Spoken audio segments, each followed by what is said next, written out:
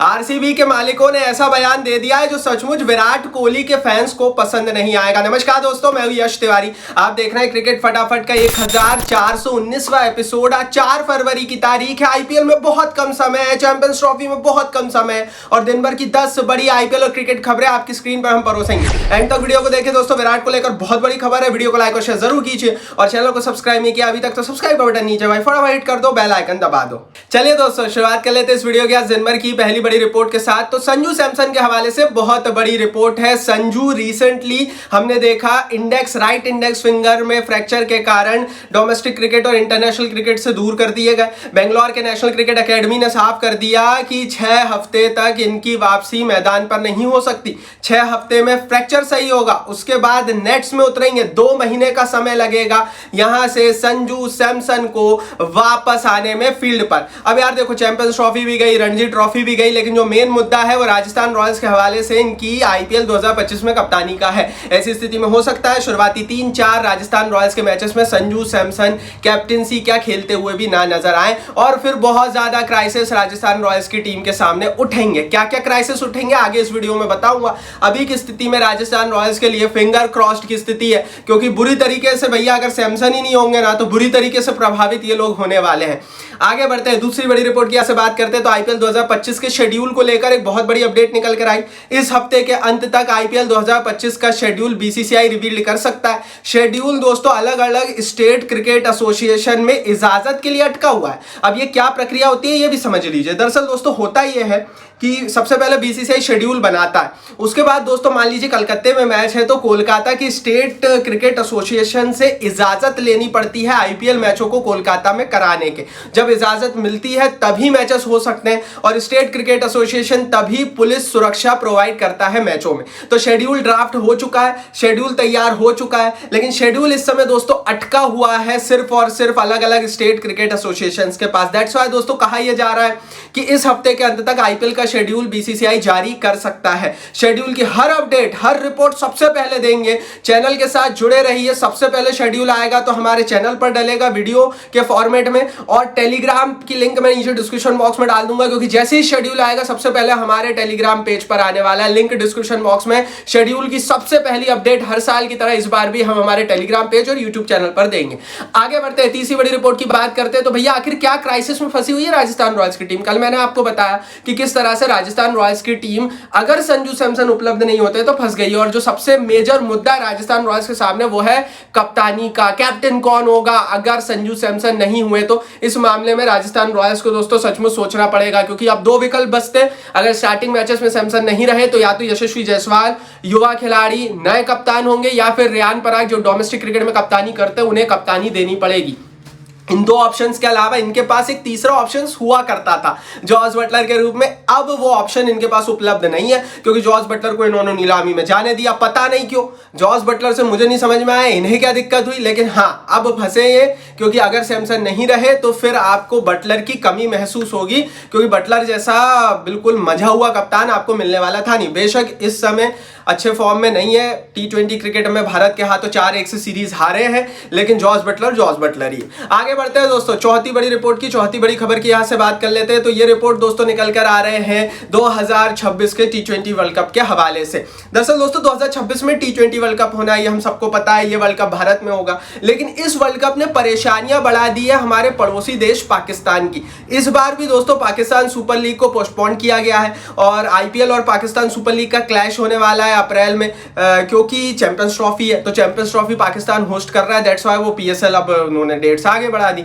अगले साल इसी समय पर जब पीएसएल होता है तो T20 वर्ल्ड कप होगा। ऐसी स्थिति में अगले साल का पीएसएल भी मुश्किल में फंस जाएगा। हो सकता है अगले साल के पीएसएल को भी आईपीएल के साथ क्लैश कराना पड़े। अब ये जो आईपीएल के साथ क्लैश है ना, ये पीसीबी के लिए बड़ा डेंजरस है, क्योंकि अगर कोई भी दुनिया की लीग आईपीएल के साथ क्लैश होती है ना तो फायदा आईपीएल को ही होगा और नुकसान सामने वाली लीग को होगा। दैट्स व्हाई दोस्तों अगर मैं T20 वर्ल्ड कप की बात करूं तो यहां पर दोस्तों पाकिस्तान क्रिकेट बोर्ड के लिए और पीएसएल के लिए स्पेशली बहुत बुरी रिपोर्ट है।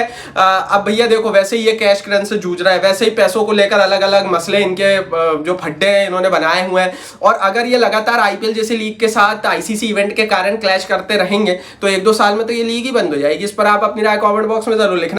आगे बढ़ते हैं दोस्तों, पांचवी बड़ी रिपोर्ट की यहां से बात करते हैं तो ये खबर निकल कर आ रही है लखनऊ सुपर जायंट्स की टीम के हवाले से। लखनऊ सुपर जायंट्स के मालिक संजीव गोयनका ने हिस्सेदारी खरीद ली है द हंड्रेड्स की मैनचेस्टर की टीम में। द हंड्रेड्स में दोस्तों मैनचेस्टर ओरिजिनल्स की टीम खेलती है जिसमें 49% स्टेक अब लखनऊ सुपर जायंट्स के मालिकों का होगा। इससे पहले आपको बता दूं कि जो द हंड्रेड्स लीग होती है इंग्लैंड की, उसमें एक ओवल की भी टीम खेलती है और ये जो ओवल की टीम है उसमें हिस्सेदारी मुंबई इंडियंस वालों ने ले ली है। तो 49% हिस्सेदारी अब लखनऊ सुपर जायंट्स वालों की मैनचेस्टर ओरिजिनल्स की टीम में होगी। तो धीरे धीरे जिस तरह से हम ऐसे 20 में देखते हैं टीमों के नाम, टीमों की जर्सी पूर्ण रूप से आईपीएल को सिमिलर करती है, वैसे ही द हंड्रेड्स जो लीग होती है वहां भी धीरे धीरे आईपीएलीकरण हो जाएगा।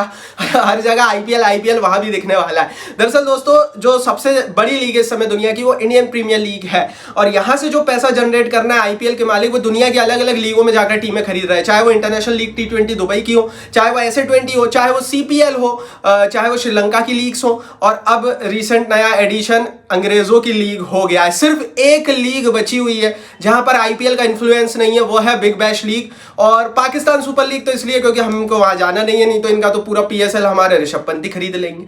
आगे बढ़ते हैं दोस्तों, अब यहां से बात कर लेते हैं दिन भर की छठवीं बड़ी रिपोर्ट की। तो ये खबर दोस्तों रॉयल चैलेंजर्स बेंगलोर की टीम के हवाले से बड़ी अजीब तरीके की ये खबर है और ये खबर जरूर सुनना आप, क्योंकि मुझे ये खबर कभी समझ नहीं आई कि ऐसा बयान कोई क्यों दे सकता है। रॉयल चैलेंजर्स बेंगलोर के CEO हैं जिनका नाम है राजेश मेनन।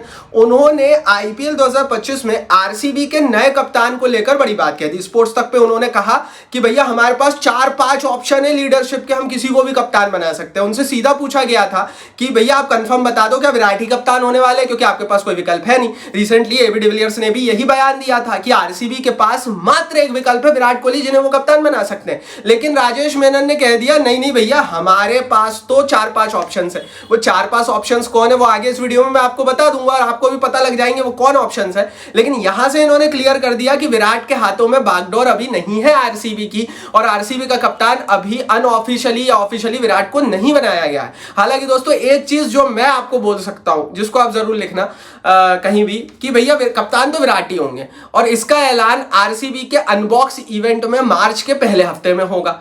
ये मैं आपको पहले ही बता दे रहा हूं। बाकी आगे बढ़ते हैं, इनके जो CEO है क्या बोल रहे हैं और कौन से इनके पास ऑप्शन है वो भी देख लेते हैं। सातवीं बड़ी रिपोर्ट में देख लेते हैं कौन है विकल्प RCB के पास कप्तानी के।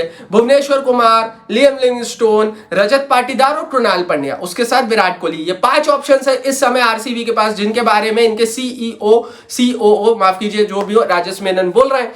अब इन 5 में से सबसे बड़ा विकल्प विराट कोहली है। पाटीदार को आप इसलिए नहीं बना सकते क्योंकि उनके पास एक्सपीरियंस नहीं है। लिविंगस्टोन भाई ऐसा कुछ खास इंपैक्ट नहीं है एज ए प्लेयर भी कि उनको आप कैप्टन बनाकर खिला दो। भुवी को बना सकते हो आप, इन्होंने कप्तानी की हुई है, लेकिन भुवी और विराट में से विराट ही बेटर ऑप्शन है। और कृणाल पंड्या को भी बना सकते हो, लेकिन क्या कृणाल पंड्या की जगह प्लेइंग 11 में भी कंफर्म है? ये भी सोचने वाली बात है। सिर्फ एक खिलाड़ी ऐसा है जिसकी प्लेइंग 11 में जगह है, जिसके पास अनुभव है RCB की कप्तानी करने का, वो विराट है। ये लोग पता नहीं क्यों ऐलान नहीं कर रहे हैं। हालांकि मैं आपको बता चुका हूं मार्च के पहले हफ्ते में RCB का अनबॉक्स इवेंट होगा जिसमें विराट ही कप्तानी की जर्सी पहनेंगे। बाकी ये लोग बोल रहे हैं तो मैंने आपको खबर बता दी, क्योंकि भैया RCB का COO राजेश मेनन ही बोल रहा है खुद कि हमारे पास 4-5 ऑप्शंस है। हम लिविंगस्टोन के बारे में भी सोच रहे हैं, हम भुवी के बारे में भी सोच रहे हैं, हम पंड्या के बारे में भी, कृणाल के बारे में भी सोच रहे हैं। तो भैया फिर मैं ही क्या कर सकता हूँ? कोई भी RCB का फैन या कोई भी IPL का फैन ही क्या करे? आप बताओ आपके हिसाब से किसे होना चाहिए? क्या विराट को रिटर्न होना चाहिए या फिर कोई नया कप्तान RCB को मिलना चाहिए? अपनी राय नीचे कमेंट बॉक्स में लिखना। आगे बढ़ते हैं, बात करते हैं दिन भर की 8वीं बड़ी रिपोर्ट की। तो डेविड मिलर ने अपनी रीसेंट अनफिटनेस को लेकर अपडेट दी।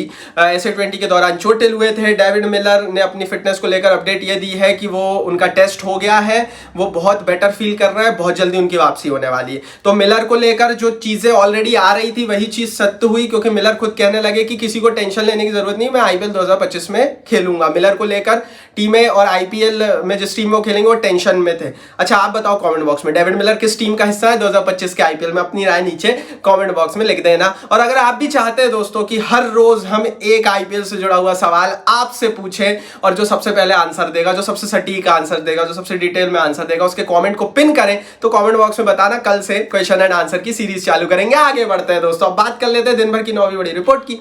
तो ये खबर दोस्तों ओडीआई सीरीज के हवाले से निकल कर आ रही है। इंडिया इंग्लैंड के बीच ओडीआई सीरीज में भारतीय टीम की स्क्वाड देख लेते हैं। तो रोहित शर्मा, शुभमन गिल, यूजी चहल, विराट कोहली, अय्यर, केएल राहुल, ऋषभ पंत, पंड्या, जड्डू, अक्षर, सुंदर, कुलदीप, शामी, अर्शदीप और राणा भारतीय टीम का हिस्सा है इस पूरी सीरीज में। अभी जसप्रीत बुमराह को लेकर सवाल उठ रहे हैं। जसप्रीत बुमराह की फिटनेस को लेकर आज फाइनल अपडेट आ सकती है। चैनल के साथ बने रहिए, टेलीग्राम पर भी ज्वाइन कीजिए। 10वीं बड़ी रिपोर्ट की 10वीं बड़ी खबर की यहाँ से बात करते हैं तो चैंपियंस ट्रॉफी की टिकट्स को लेकर अपडेट है। दुबई के मैचों में जिसमें टीम इंडिया खेलेगी, सेमीफाइनल भी होगा, उसको लेकर टिकट की बिक्री शुरू हो चुकी है। रिपोर्ट यह है दोस्तों कि कल दोपहर 11 बजे से टिकट की बिक्री शुरू हुई। 23 तारीख को भारत पाकिस्तान मैच की लगभग सारी टिकट सोल्ड आउट हो चुकी है। यह टिकट अगर आपको किसी भी मैच की खरीदना है तो आपको आईसीसी की ऑफिशियल वेबसाइट पर जाकर टिकट सेक्शन में जाकर टिकट खरीदना पड़ेगा। ना बुक माई शो बेच पा रहा है, ना पेटीएम बेच पा रहा है, क्योंकि इस बार होस्टिंग राइट पाकिस्तान के पास थे। तो पाकिस्तान क्रिकेट बोर्ड ने बुक माई शो और पेटीएम को टिकट्स रखने का अधिकार नहीं दिया है। तो ले देकर अगर आप भैया इंडियंस हैं और हम इंडियंस को अगर टिकट लेनी है तो हमें तो भैया सीधे तौर पर आईसीसी की वेबसाइट ही सहारा है, जो कि काफी अटकती है। ये थी दिन भर की 10 बड़ी रिपोर्ट। टेलीग्राम पर ज्वाइन करो, नीचे लिंक इस वीडियो को लाइक और शेयर करो और चैनल को सब्सक्राइब नहीं किया तो सब्सक्राइब का बटन भी नीचे हिट कर दो, बेल आइकन दबा दो।